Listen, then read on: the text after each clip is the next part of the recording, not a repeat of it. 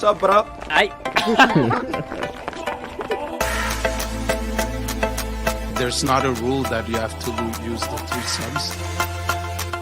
He's the best left back.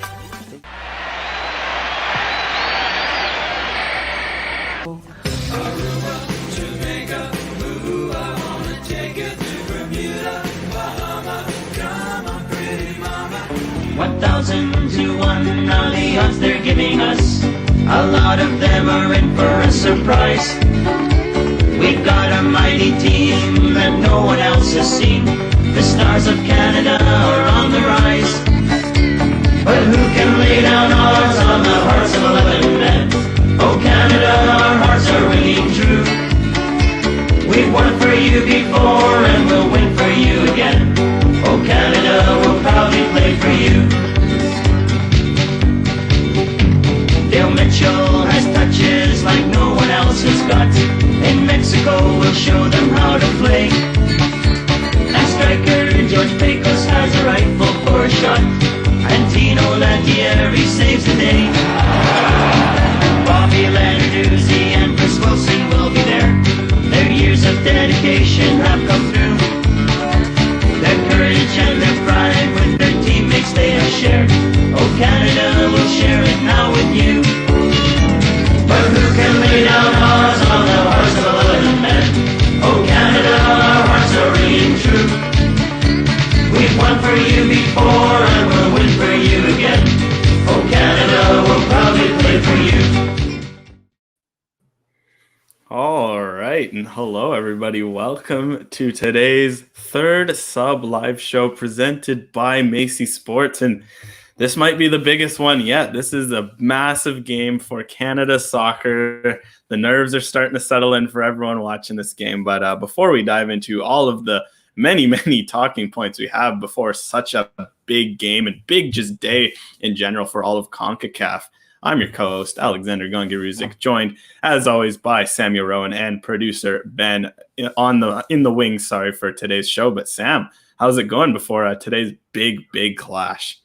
It's going well. It's going well. All of a sudden, as we boot up the show here, I've been calm about it up until now, but it's like I feel like, where are my boots? Where's my kid at? I'm ready to go. Like this one has a different feel to it. We've been hyping it up for a while, talking about everything's gonna wrap in that last match of this initial slate of games, and yeah, it all comes down to this. There's no hiding from it. At the same time, Canada has made a lot of improvements since we've last faced a situation like this. So maybe I think some of it is the anticipation, the nervousness is built up a bit on history more than current facts. But until you kind of see Canada get over the line in a match like this, there's going to be that hesitation. And we've got the starting lineups out now, so you have a better idea of, you can at least picture how things are going to play out. And so, I'm looking forward to getting into it and obviously eagerly anticipating this match. That's it. It's just like such a big game, really. You're not used to that. It's been a while since it's a game where you win and you're in, and then if you lose, you go home. There's been a few games where it's like you win and you might be in if you still have a chance. Heck, even I think Canada, US in the Nations League, where they lost to the US, but they still had a slim chance based on what the US did in their game versus Cuba. No, this one, it's all in Canada's hands. They cannot hide from it. If they win today, they go through. If they lose, they don't. If they draw, they go through. Like I like how the permutations are set out in front of them. You can't really, pretend if X and F happen and then this happens. No, you win. You travel to Haiti this weekend. You take on Haiti. You play Haiti at home next week, and there's just something magical about that. It's something. Yes, there's that pressure, there's that intensity, but there's something almost nice about knowing that, okay, with this games, basically it's the games you live for as a player. Just the fact that, if you win, you still have a chance at the World Cup. You got a chance to chase Qatar. If you lose, you go home, and just that added bit of pressure. I think that's maybe what Canada needs at this point. They've cruised to this point really under John Herdman. They haven't really had any big game this magnitude, no matter what some may think of the opponent. And we'll dive into more about Suriname in a bit, because there's a lot of interesting comments on all sides of the Suriname. Okay, is Suriname actually legit? Is everyone just overhyping them? Is it just because people are scared of what Canada does in these kinds of games? But from a Canadian perspective, this is their game this is their destiny, and they really have a chance to control that tonight. Well, it feels like it's to sort of further on your point. It's gone from an open book, 3 open book quizzes to a test. Now you're off book, even if the test maybe isn't, the level of difficulty isn't that high, you still have to execute. You have to get the right answers in order to progress, right? And so that's exciting in a way for Canada. They get an opportunity, this new group, to prove themselves, but it's also daunting because you have to. There's no net to catch you. If things fall through the cracks, there's nothing that's going to stop you, and you could crash out of this entire thing, right? And also, I think it's kind of nice for Canada. They have that opponent clearly matched up. They know the stakes. They know what they'll be facing. And I'm expecting an impressive performance from Canada today, because I think John Herdman has brought some new inspiration to this group. He's worked on some elements of his coaching. This long break, we talked about it right at the beginning of COVID, that it had an opportunity to be a fresh start in a way for Canada. And so far, things have gone relatively according to plan, and tonight's an opportunity to continue that. So that's it's going to be interesting. And then, we're not going to have to wait long before there's more important matches, turnaround, right? in the heck, right? Like if they get through this tonight, that's one thing we haven't spoken about yet, at least on this preview.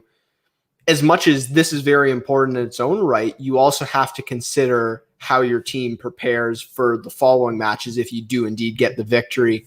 We see the situation there, all the permutations possible. Obviously, Haiti, with the result earlier today, is going to be that contestant on the other side of the draw for the home and away series. So that's now clear. But it's a long road ahead, obviously. So, this is far from the finish line, but this is where the business end of Concacaf qualifying really starts for Canada. Well, this is where we're going to see the Canadian depth that we've talked about so much. It is nice to think that Canada's pretty much got everyone in the squad is completely rotated. There's no faces that started on Saturday that started today, which is impressive. And then you still look down on the bench. There's a Mark Anthony Kay, a David Wotherspoon, a Theo Corbianu, sorry. Some of those names on the bench, of Lucas Cavallini. So I think those guys are going to have to be huge. Just theoretically imagining Canada even makes it to that game for this weekend, because this is such a compressed, tight schedule. And I think if you're Canada, your focus, and rightfully so, as the lineup kind of indicates, they're going for it today. You have to go for it. You can't really prepare otherwise. But hey, if you're up 1 or 2 or 3 goals in that second half, say, do you consider making changes? Do you consider resting some guys? There's always that choice. But maybe before we dive into some of those scenarios, maybe we can save those for the end. Let's look at the Canadian lineup, because again, beautiful part of international football, lineups actually release on time. So we're not we're not stuck here just waffling, waiting for a lineup to drop about 17 minutes later than it should be. We got the Canada lineup out now, as expected, fully rotated lineup. Wasn't expecting that. So it's Milan Borjan in goal. I think a flat back four of Alistair Johnston, Scott Kennedy, Daniel Henry, and Alphonso Davies, which again doesn't really mean much because it's going to be more of a 3-5-2. I think Johnston's going to kind of play as an extra center back. Davies and Richie Larea are going to play as wing backs in the midfield. We're going to see a triangle of Jonathan Osorio as kind of the number 10 with Samuel Piet, Steven Eustachio underneath them. All of these guys were rested in the last game. None of them came on, so they're fully rested. And then up front, obviously, you got Jonathan David and Kyle Larin, the feared front two. Besiktas, top goal scorer, second leading goal scorer in the Turkish Super League. And then you got Jonathan David, who finished with a tidy tally of, I think it was 13 goals in league this year, which is nothing to scoff at considering the start that he had. But I mean, Sam, just to maybe start, when you're looking at that lineup, do you think this is about as strong of a lineup that Canada could have put out there? It's definitely right up there. And I don't know why this jumped out to me, but the way that Canada has set up feels like a massive vote of confidence for a guy like Richie Larea, because he's going to be a very important part of this. And that's that's interesting to see. You have those two dynamic options in wide areas, and we can and will talk a little bit about the way Suriname set up as well, which is maybe a bit more on the surprising end, just looking very conservative, like they're going to bunker pretty deep, and not a ton of dynamic play maybe expected the way they set up, but that means that there are going to be those opportunities in wide areas. Everyone in Canada knows what Alphonso Davies can do. Certainly people that watch MLS on a regular basis know about Richie Larea, but he's been a guy that's continued to grow and grow with TFC and grow with the national team, and I'm excited to see what he could do. Someone like Eustachio in the midfield is going to give him room to roam.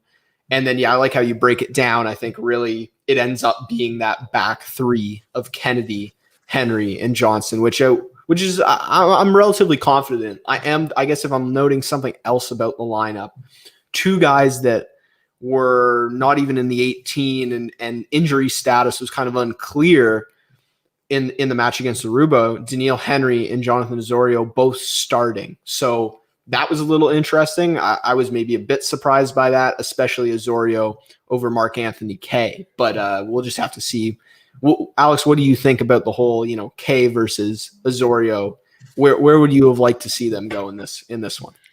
I personally would have had K in the lineup over Osorio. I think K, in my opinion, it's a take I'll stand by. I think he's Canada's most important midfielder just in terms of what he provides.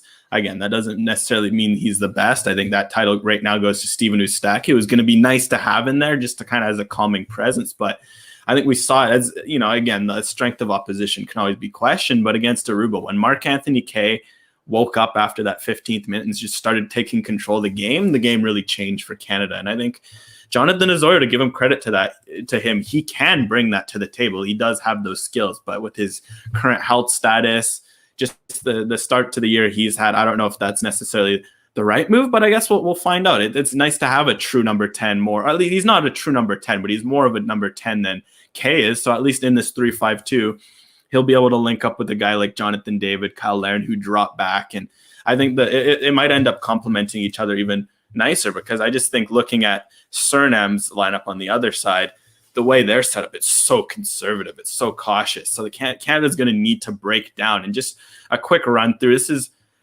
close to what I'd expected from the lineup. So there are a few changes, like Kelvin Leerdam at right back. I thought he was going to maybe play in midfield. If not, Ryan Donk, Warner Hahn, Pinas at the back, pretty much as expected. Ridciano Haps, the Feyenoord left back, was expecting that. Kulwik starts again. This is, I think, his second start after committing to Suriname. He's a solid number 6. Cherry is a number 8. Malone is also a number 6/8 from the Turkish league. So that's kind of as expected, but it's really that front three, because obviously Becker, we talked a lot about him, Union Berlin man, fast. Suriname was running all their offense through him. They have him listed as a right winger on the graphic. Usually plays as a left winger, so I don't know if this is gamesmanship, if it's going to be more of a front two. And I say the front two because of Biseswar. He's also a number 8, but they have him on the wing. It makes me think they're going to play a 4-4-2 with the 4 central midfielders kind of really shutting down and then letting Becker and Hasselbank run free. So kind of letting Becker roam. And that's just really conservative, because someone like Josef Zun, the speedy winger from Suriname, he looked like a quality player from the game I watched. He looked talented. I thought they would have ran a front 3 because already their attack was quite limited, but even before they were sitting really deep, I think we're going to see 2 banks of 4 really sit deep, and it's going to be the Becker and Hasselbank show. And I think a guy like Johnston, I kind of hinted kind of on Twitter before that Johnston's job might just be to stop Becker. And I think that's even more evident now with Becker being the lone offensive threat, because Hasselbank, he's a great finisher, but he doesn't offer much in terms of the buildup. He's a big guy. He knows how to get on the end of crosses, but it's an interesting strategy, and I think it kind of plays a bit more into Canada's hands, knowing that they don't have to worry about as much transition threat. But on the other hand, they do have to be wary of the fact that when they push forward and when Suriname's sitting deep, that they're always going to try to send numbers forward the other way. Yeah, that's a comprehensive breakdown, and having looked at some Suriname matches earlier on and kind of revisited how they created, it really is that Becker and Hasselbank connection, and you just wonder why you'd want to leave that so isolated, where that it feels like that'll be the only thing Canada has to focus on breaking down. And as you mentioned, just the attributes of those two players, it's not necessarily like they're going to be swapping roles and, doing creation, each of them. It's very going to be Becker feeding the ball in and Hasselbank trying to get on the end of it. So that feels like something that the Canadian back three should be able to kind of break down and at least, do a decent job preventing. That being said, I think what this indicates is that Suriname is looking to hit on set pieces, hit on crosses and overloads. Especially with the size they have in the lineup right now. Crosses and overloads into the box, even against, it was against teams like Aruba, Bermuda, like the song said in the intro, right? But they just whip crosses in, they use their size, they generate confusion, and just capitalize on individual errors. So that's the thing that Canada's going to have to watch out for. I think where there is a pathway to real success for Canada, amongst other things, obviously, this is just on the defensive end. The fact that Suriname might not be super well poised to counter means that you can, if you can break them down and not even let them get into those attacking areas, it kind of avoids the opportunity for Suriname to overload into the box and create problems. So going to have to see how that plays out tactically. But definitely, the more confusion they're able to create, the more bodies they're able to get in and around the area. They do a really good job finishing when those opportunities do arise. So unlike the three opponents that Canada's faced up until now, if a ball just pops open in the box, someone like Hasselbank is going to finish it. He's a consummate and pretty clinical finisher. So that's something Canada does have to watch out for. Well, just kind of following up with more tactics talk, because it's the board that's up here on the screen. Just kind of going back to what I wrote in my tactical preview of this game, I highlighted 3 battles that I felt that whoever wins the 2 of the 3 battles, or even all 3, gives them itself a better chance to win. The 2 of them are highlighted at the bottom, which are Becker versus Larea. Obviously, Becker's moved out, so this could even be Becker versus Davies or Becker versus Kennedy. Heck, Becker versus Johnston, and if not, my other one was Davies versus Suriname right back. And I just want to, we already kind of talked about the Becker one. Lastly, the third battle I do have, which we can also talk about, is midfield.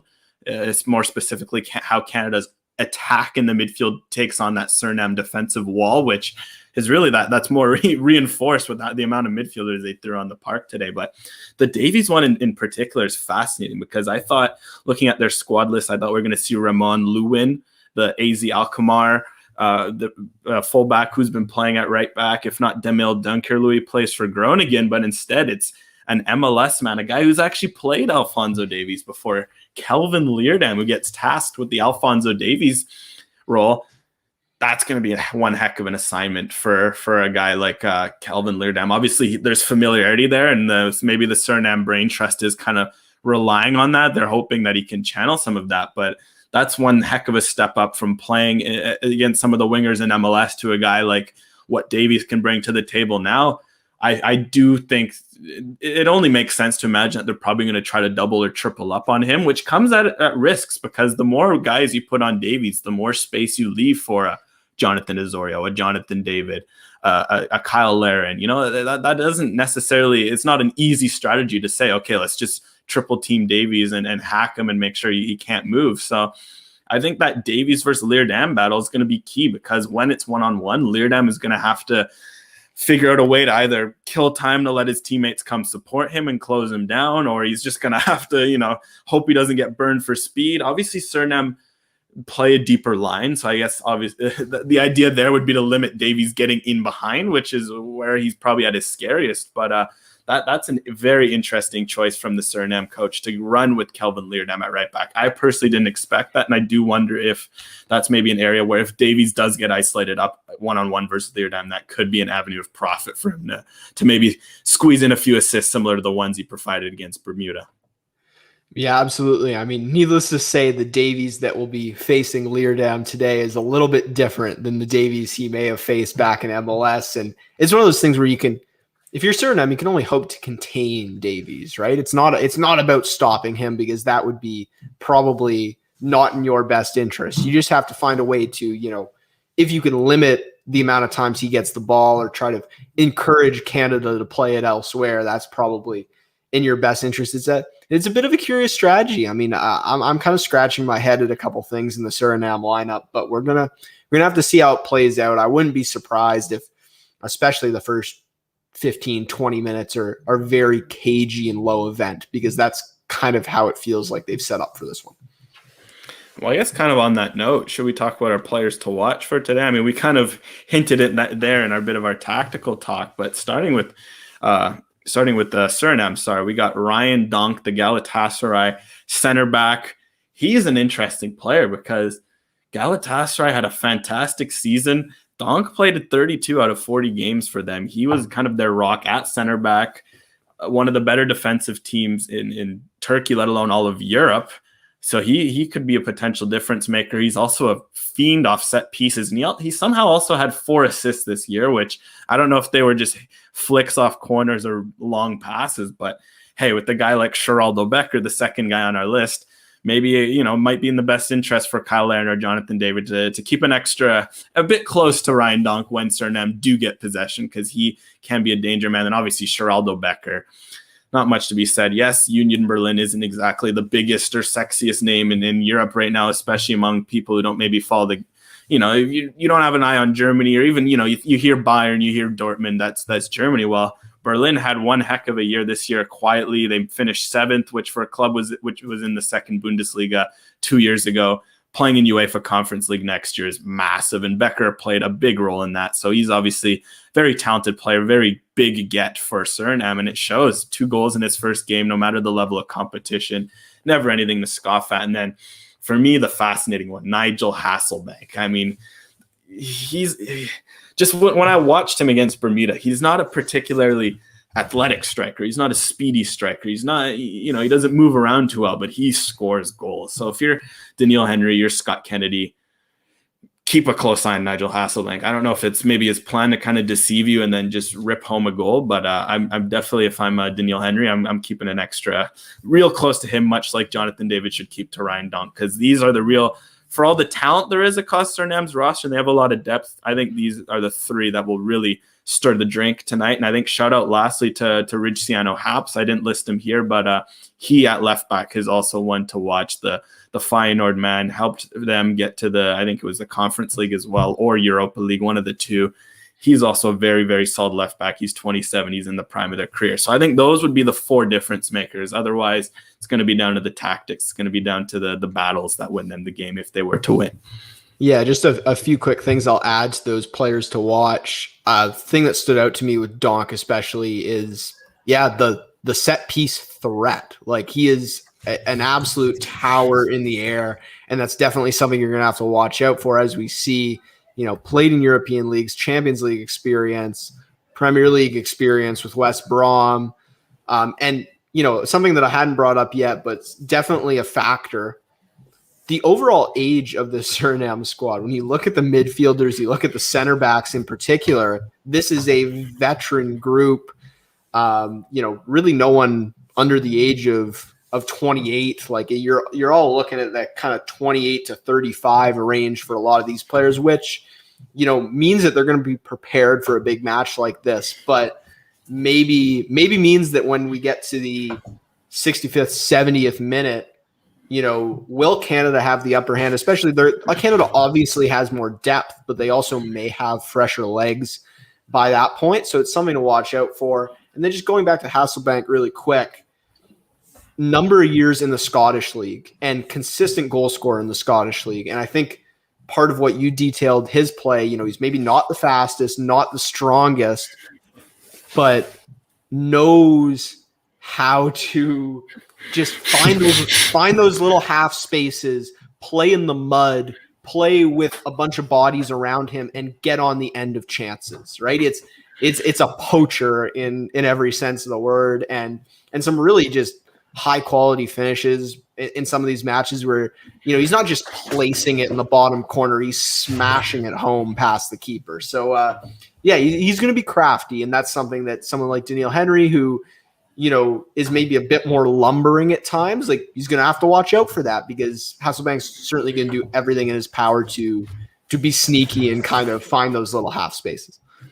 Well, I just mentioned Hasselbank because anecdotally, when I watched the Suriname versus Bermuda game, there was a flash of the Suriname number 9, and I saw him, and I'm like, who is this guy? He looked large. He was just kind of like leaned back, just kind of strolling around the park, and like, who is this guy? He can barely move, and then he goes out and scores a hat trick, and he has, I think it's 7 goals in 3 games in terms of World Cup qualifiers. He leads the region in goals. So again, he's the kind of guy, you look at him, you're not expecting a number 9. That's why I just mentioned he is a number 9. He's a pure number 9. He's a poacher. He's not running. He's not necessarily participating in the buildup. It's get him the ball and it's going to be a good shot. And that's an interesting threat. I mean, just in general for Canada, for your defenders, obviously a lot of them face this at the club level, but when you're playing Arubas, Cayman Islands, Bermudas, it's been a while since they're facing guys like this. They just need a half chance and they're going to score. It's going to be a good threat to remember. Okay, you can't necessarily, stroll around at the back and get away with some of the stuff because you're playing in Aruba. No, a guy like Nigel Hasselbank, he is a pure number 9 and he will punish any sort of mistakes that are offered up, or at least he should on paper. Obviously, it's a new game. Who knows what's going to happen? But for that reason, it makes him such a curious player to watch. He's not necessarily someone that's going to create his own chances, but if he does get his chances, he will live up to the moniker of being a player to watch. I just wanted to dive into the comments really quick, and James F was asking, "Is Canada playing 5 at the back?" And that is an interesting question. I think that it sort of sets up like a 4-3-3. We'll play like a 3-5-2, and maybe we'll play like a 5 at the back at times when they need it. So there's a lot of ways to go with that. But I don't know, Alex, what would you say? Would you say they're playing 5 at the back, or it feels more 3 at the back than 5 at the back-esque, but we'll have to see. Canada's probably doing a lot of attacking in this one.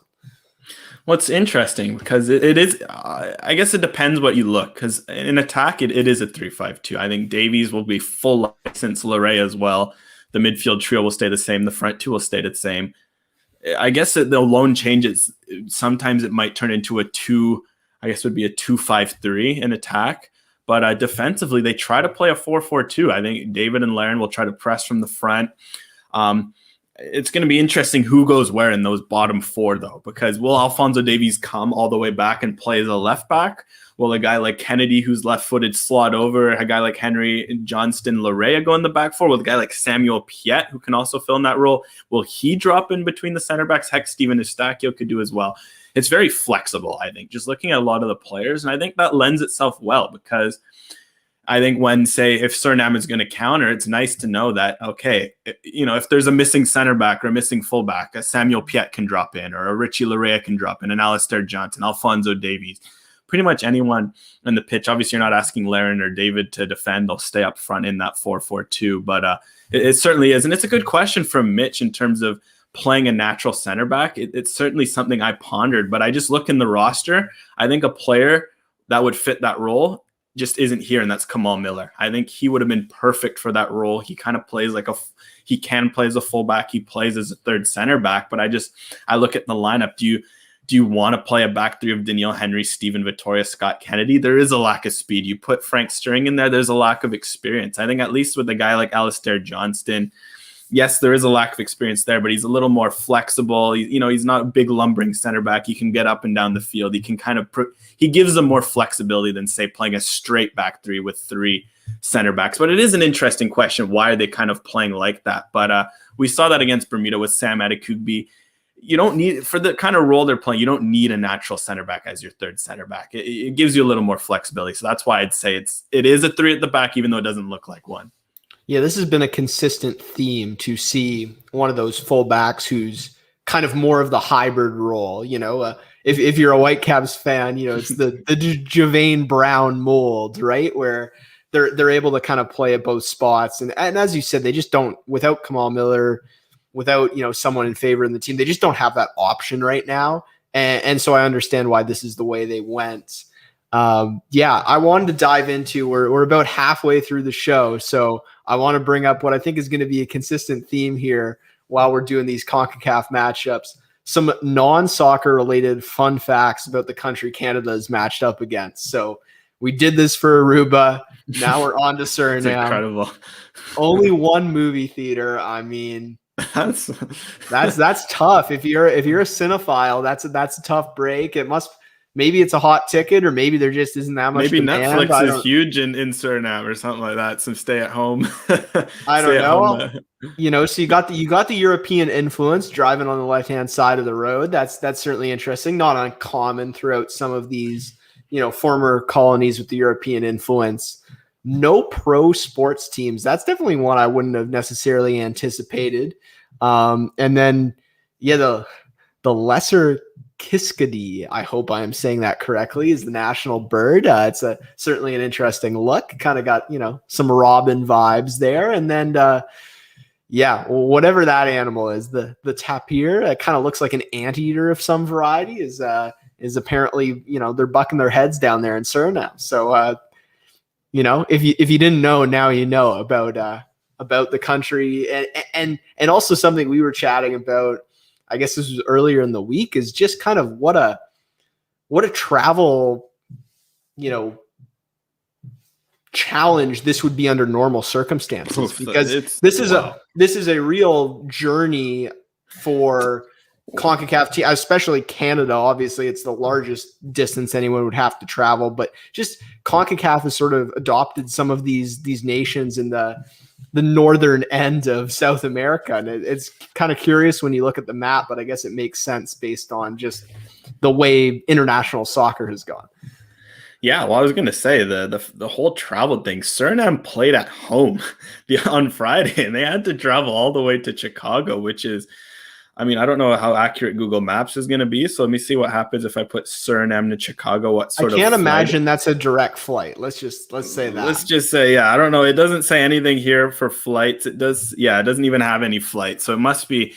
I don't envy their journey. Sorry, maybe they did get a private plane to Chicago, because heck, I mean, if you're Canada, if you have to play in the US, imagine if they put this game in Seattle just to watch Suriname have to travel across the world. But to be fair, they were in Florida a few days ago, so this benefits them. And as mentioned here, thrown up here on the board by producer Ben, Canada's playing a massive home game today, and it's in front of the non-existent Chicago crowd just due to pandemic restrictions. There is a bit of hope on the horizon with the new rules. Maybe, heck, fingers crossed, by the next round, Canada could theoretically play in Canada. But for now, they remain in the U.S. They have to play in a mid-average place, like in terms of temperature, like Chicago. That could be a good thing. Seeing some of the games, like the extreme weather of Haiti, or some of the heat that some teams have played in Florida, playing in Chicago, this could be a good opportunity for just giving some of these Canadian players a little more what they're used to, a little weather advantage. These Suriname players are used to the heat, so for them it might feel quite cold, especially even the I guess there are a few that are based in like the Netherlands, where it is quite cold in the winter. But I wonder how that whole, I guess, the dichotomy between playing in Chicago versus playing in such a hot place like Suriname or Florida. I wonder if there is any impact. But it's just the travel in this region is so weird, and it's even more, I guess, shown by the fact that with the pandemic rules, like, you can travel to some countries and not others. And I think this is a prime example of that. Good old Bridgeview, the stadium that no one has ever loved. I mean, speaking with anyone, from Chicago or associated with the Fire over the last couple of years, it was definitely the bane of their existence, just far away from the downtown core, and brutal traffic, and, kind of isolated, which in this instance is probably a really good thing, because it probably made it easy to, find a hotel close, limit travel, kind of limit the amount of people around. So it makes sense. Going to be a good, a neutral environment. And so I don't really anticipate the locale in itself having too much of an effect. But obviously, as we see there on the right of the screen, Whitecaps did play a preseason match, getting ready for the season in this stadium. And Lucas Cavallini with some good vibes. So maybe off the bench, we see that play a role. Cava can be a streaky scorer, so who knows what can tip him in the right direction. And that's I guess, something to watch out for. And then also you see down there on the left, you got an NWSL team playing out of there, and then also a expansion side in the NISA that's going to be taking part in some events in that stadium upcoming in the future.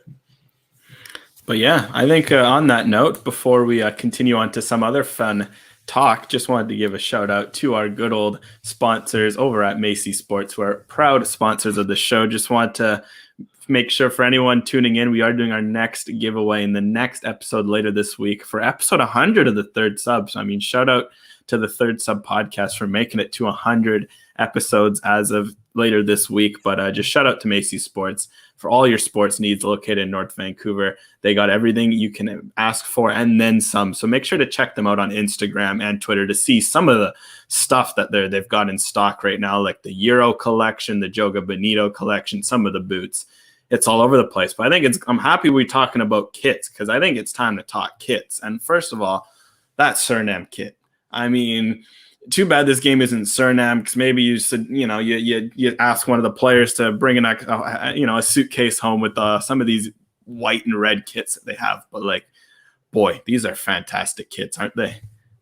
Yeah, I'm a big fan. It's certainly eye-catching, and yeah, you saw those colors in the crowd as well when they were playing at home, and it definitely created a fun environment. And you might as well go all out and create something really distinct. And Suriname's definitely done that. It kind of, you can associate it now with this new brand of football. They've done everything they can to create a new generation for the national team here, and the kits have definitely been part of it. And so, we maybe slated Aruba a little bit for their kits, but this is a win. Suriname makes up for it. Yeah. And just for me, it's the red kit. If you're going to go back to that red kit, like with the green patterns, it reminds me of that US kit they had when they played Canada and Nations League, that white and blue, but it's not Nike. So there's a bit more personality with it. It's not as templated. They got that yellow star, which is kind of cool for the country flag, just kind of floating there. The font is very questionable and very Concacaf-y, but on the other hand, it kind of adds a bit of charm. And yeah, I just think that the Suriname kits, shout out to, I'm all for some of the flags that these like CONCACAF, Central American, Caribbean countries have are just so fantastic. So it's really cool to see that they are leaning into the originality that they have. But on the other side, Canada's no slouch in the kit department. Obviously now they've got a bit of you never know what you're going to get with Nike, but you got some bad boys. Like you got the one behind me, an Adidas one. You had the one I had a few days ago, which was an Adidas. And you have these Umbros on the front here. Could Umbro one day come back into the fold? I mean, just look at that one on the left with the maple leaf with that hoop down the middle.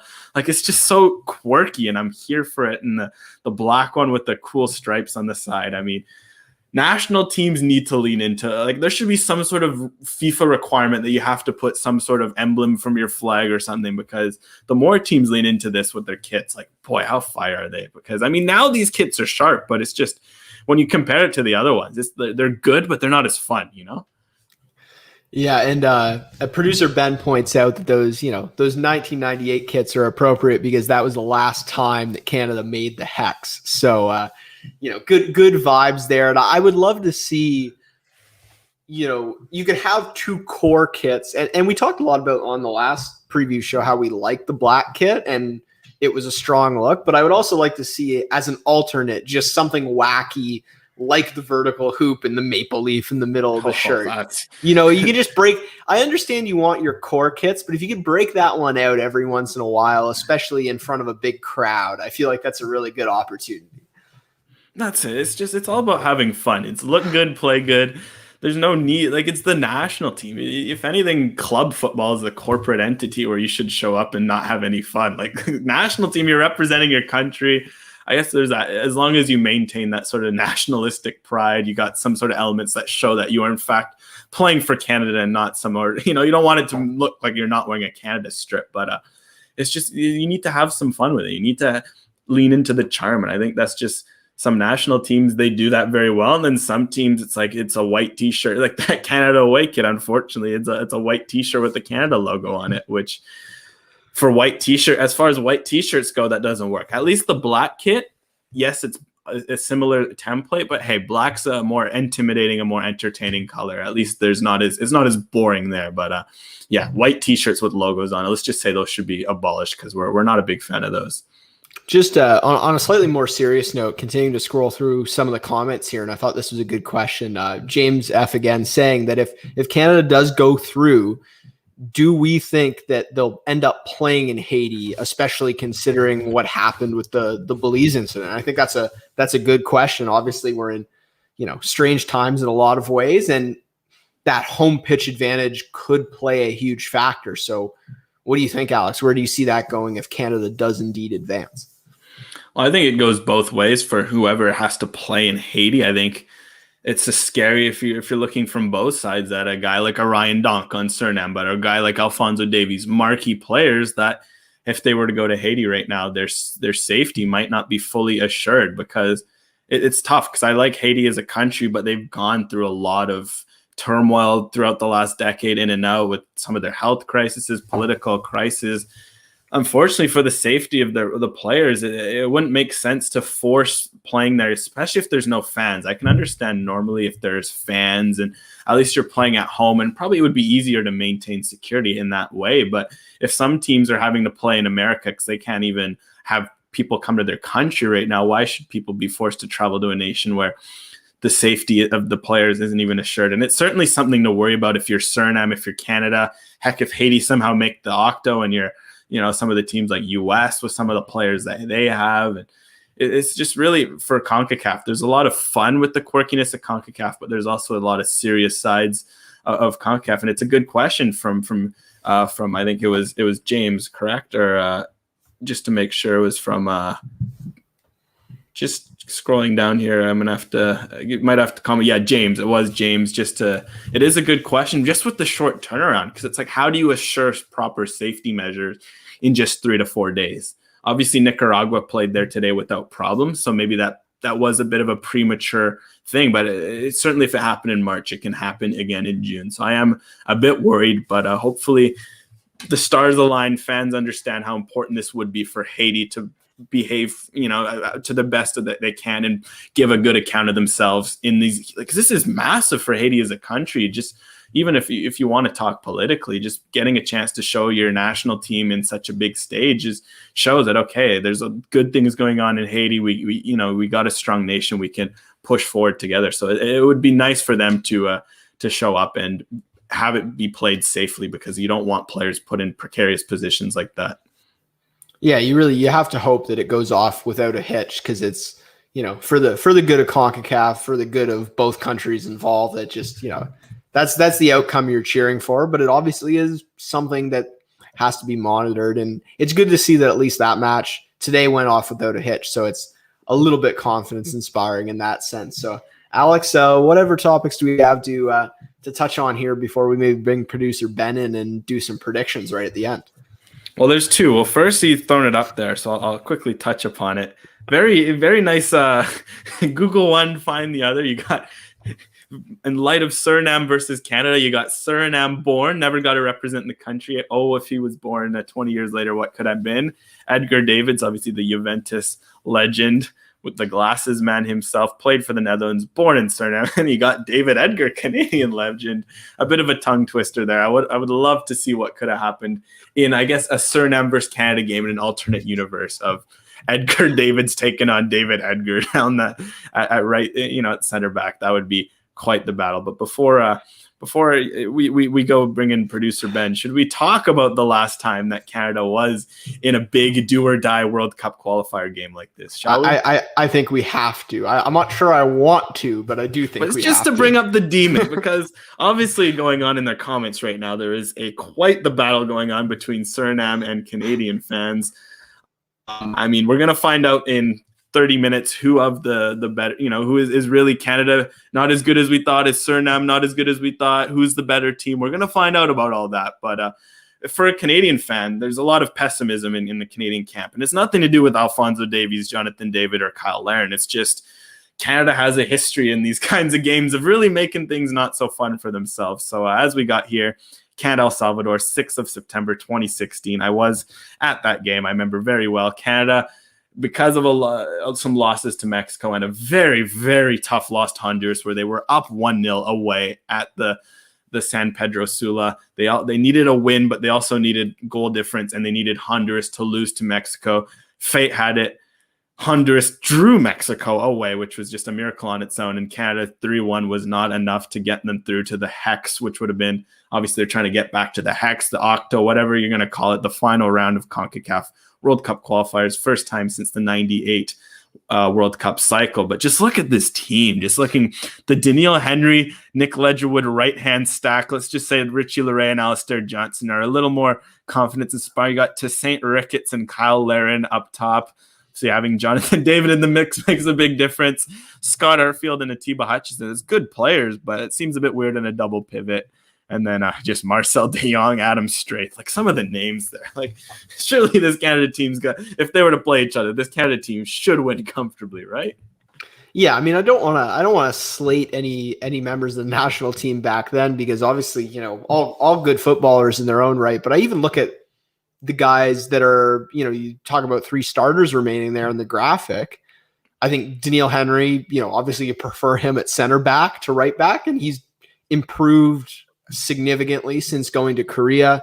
Then you look at Kyle Larin. I mean, I think not even the same player, right? Like the name's the same, but in a lot of ways, really not the same guy. And then, you know, you look at Borjan, okay, that's maybe the one spot where not that much has changed, but really everywhere else in the lineup, it's just goes to show how far Canada has progressed within a relatively short span of time. So that's why there's been this discourse, you know, today especially, this nervousness, this fear of things happening the way they have before. And, you know, is this going to be the same old Canada? I just don't know how you can look at this lineup and think that it's going to be the same old Canada today. That's how I feel about it. Maybe I'm overly optimistic, but as Sebastian says, I have hope. Well, for me, it's the depth. Like, obviously, a Kyle Larin, an Atiba Hutchinson, a Scott Arfield, a Junior Hoylett. Those are good players. At that stage of their careers, they'd start in the national team still today, especially like that was prime Scott Arfield, prime, you know, closer to prime Atiba Hutchinson, even though he somehow continues to get better year after year. You know, like a fine wine. Yeah, and Junior Hoylett was playing at the Premier League in and out at that time. He was in his late 20s. Like, those players would play, but it's just looking at guys like Nick Ledgerwood and Marcel de Jong, good soldiers for the national team, always good moments. But just if you look at the bench, even, well, we won't even talk about the guys starting today for Canada, but on the bench, a Marc-Anthony Kaye, a Theo Corbianu, you know, just some of the names going down the list. Zachary Broguiar. I mean, you talk about the guys that are on the taxi squad or guys that have been sent home, and you look at the quality of those players. Yeah, it's just some of the players that they're just so, it's just a whole different team even. Yeah, just some of the guys on the bench, backup goalkeepers, some of the firepower that you have. A Lucas Cavallini on the bench. A Lucas Cavallini then walks into the starting lineup easily over, you know, it's just, it really shows how things have changed for Canada. But on that note, it's our favorite time of the show, and I want everyone in the comments to drop some because we had a lot of fun with that. Predictions time. And for that, we'll bring on the man, the myth, the legend, the man behind all the fantastic graphics in the show art, producer Ben. So Ben, I guess first, quick word on how you think this game's going to go, and let's dive right into predictions for this one. Well, I'm nervous for this one. I think most Canadian fans are, because as we just went over, Canada consistently hasn't shown up in these very important matches.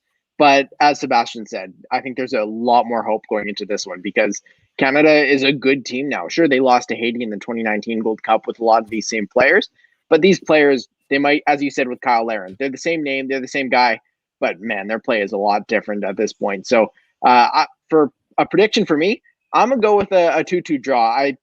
I can't see Canada winning this as much as I'd love to see it, but it's going to be a 2-2 draw and Canada advances. Wow. Yeah, that caught me off guard. I was not expecting that. My goodness. Like, yeah, the draw is an interesting one, because Canada conceding 2, I could see that. Canada only scoring 2, interesting. I mean, Sam, I guess I'll just throw it over to you for your prediction in that case. Okay, first one thing, I wanted to bring up a comment. James Sutherland saying, show some respect for my boy Marcel. I like Marcel Dion. Absolutely. And I want to make a specific point of saying the work that he's done for the Pro Football Union in Canada is absolutely massive. And I really hope that his impact extends well beyond just who he was as a player, because he's doing some great stuff in that respect and was also a great Whitecap and a great member of Team Canada. So I don't want to slight Marcel in any way. Just want to make that clear. And Pacific FC too. Exactly. It's just more of like the quality, you know. It's just the difference in quality. It's highlight. Heck, even an Alphonso Davies versus a Marcel de Jong. Unfortunately, as much as I like Marcel, that's not a battle here. Many of the players on that list are winning. But yeah, Sam, prediction. Okay, yeah, I'm still rattled from Ben's prediction. That 2-2 is jarring.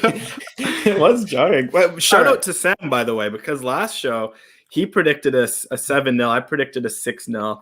I think Ben went something for like an 8 or something, 8-1 or audacious. Yeah, I was 8-1. I was sort of thinking that Milan Borjan might have one of his screamers at one point.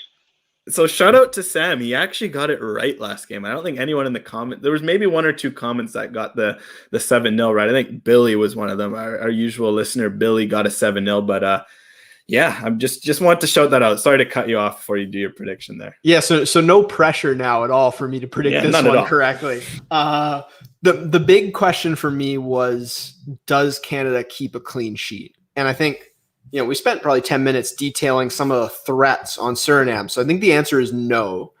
There's going to be one moment, one slip up the back at some point that leads to a Suriname goal.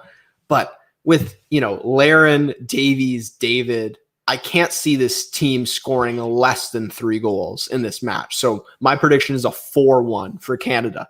I think it could be 2-1 at one point. You know, Canada could hop out to a 2-0 lead. Suriname could get one back, but I just think at the end of the day, there's too many weapons on this Canadian team, and they understand how important this is. So a 4-1, it just feels like a nice, you know, it's a comfortable win, but it means that Suriname's still in the match to some degree, and that's kind of how I feel like this one's going to go.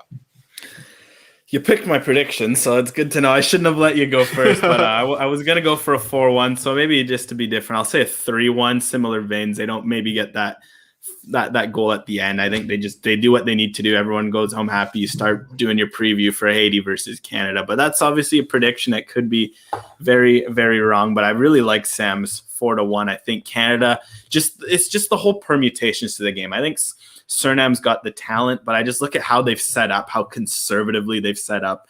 I think maybe they get a goal, but with them needing to win to go through, they push a few men forward. Canada gets a goal or two. It's curtains. It's kind of one of those games. So I'll say 3-1. But I guess just to kind of close out the show, this is like someone like Brady mentioned in the comments. It's tough for Suriname on one hand because we've gotten to know so much about them lately that they have to play Canada at this stage. Like, first of all, this draw is horrendous, and I wish Suriname was drawn with El Salvador, because the fact that El Salvador is probably going to still somehow almost bumble the bag against Antigua and Barbuda and still scrape their way. That group is ridiculous. And then the fact that if they win, they play St. Kitts and Nevis for a spot in the Octo. Like, their draw was ridiculous. I wish what if St. Kitts and Nevis gets a spot in the Octo?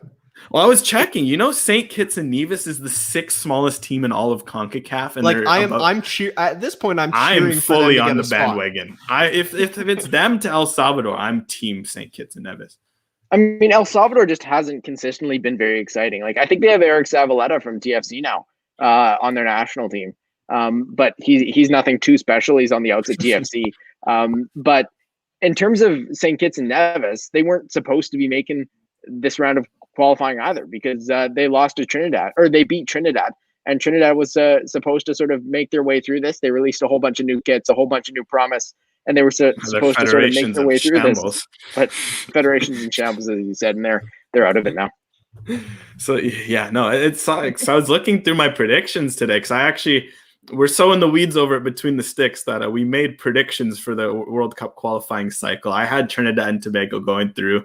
My bracket is busted. I also had them going to the Octo, so that's busted, but thankfully I do not have them in any capacity going through the World Cup. So I still have my 4 World Cup picks are are still safe. But that's one part of my bracket busted. Let's hope the other 5 are, just to confirm, are El Salvador, Canada, Curacao, Panama, and I think there's one more I'm missing in there. I think you can fill in the blanks and imagine which one it was. Haiti. That's the other one I had there. There it is. So hopefully those go through, even though I'd love to see if Montserrat or Antigua and Barbuda can make it over El Salvador. Like Montserrat, 5,000 population. Like how big of a story would that be, them playing St. Kitts and Nevis for a spot in the Octo? Like how bonkers would that be? Well, if you've been watching the show for a little while, you saw the Ryan Donk page, and we had a picture of Alex there playing soccer in a Galatasaray jersey as well, labeled not Ryan Donk. And on a population of 5,000, I've played with Alex before. He's a skilled guy, so maybe he's making the national team on a population of 5,000 in Concacaf. But wouldn't that be something to see one of these show hosts in the Hex or the Octo?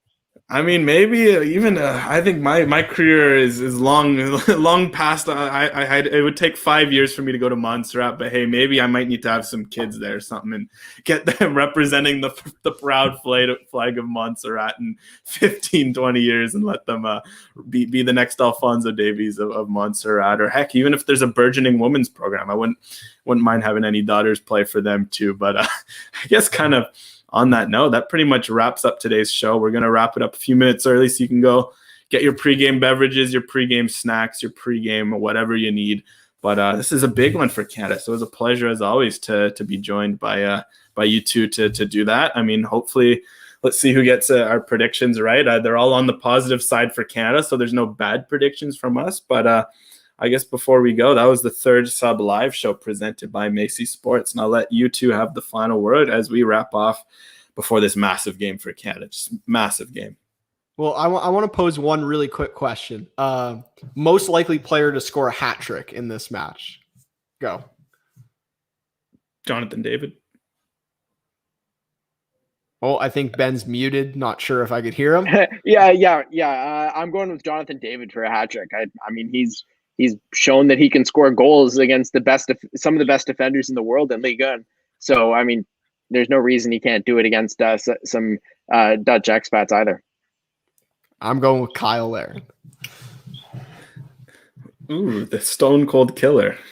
Indeed. I like his form at the moment. I like his potential in this match to, wreak some havoc. I think he's the forgotten man. They're going to focus so much on David and Davies that Laren's going to pop up in good spots. But yeah, thanks so much for listening, everyone, watching along.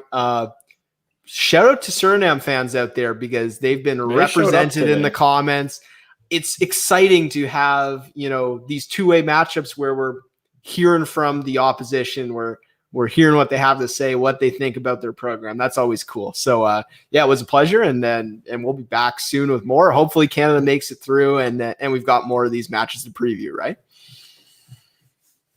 Definitely be exciting, and we'll be back with all these preview shows for all the matches. And just a little reply to Sebastian's comment. I don't think we'll be doing a post-game show, but we'll definitely be back if we're getting to another preview show. Yeah, we save our post-game reactions for the day after. You let them stew, and I got stories to write, but maybe one day. But on that note, that was the third Sub Live show presented by Macy Sports. Thanks to all that showed up, and we'll catch you on the other side.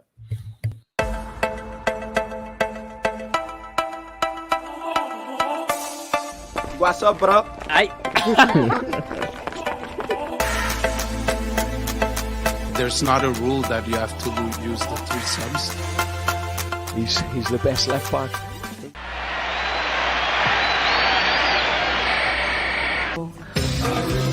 Jamaica, ooh, I wanna take you to Bermuda, Bahama, come on, pretty mama.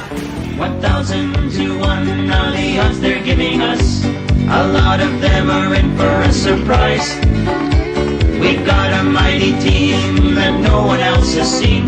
The stars of Canada are on the rise.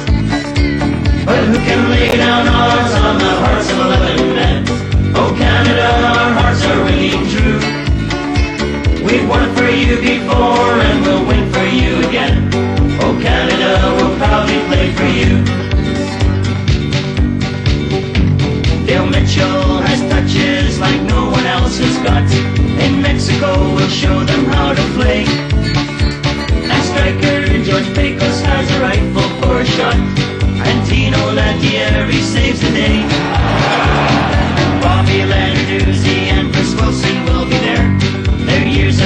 vacation have come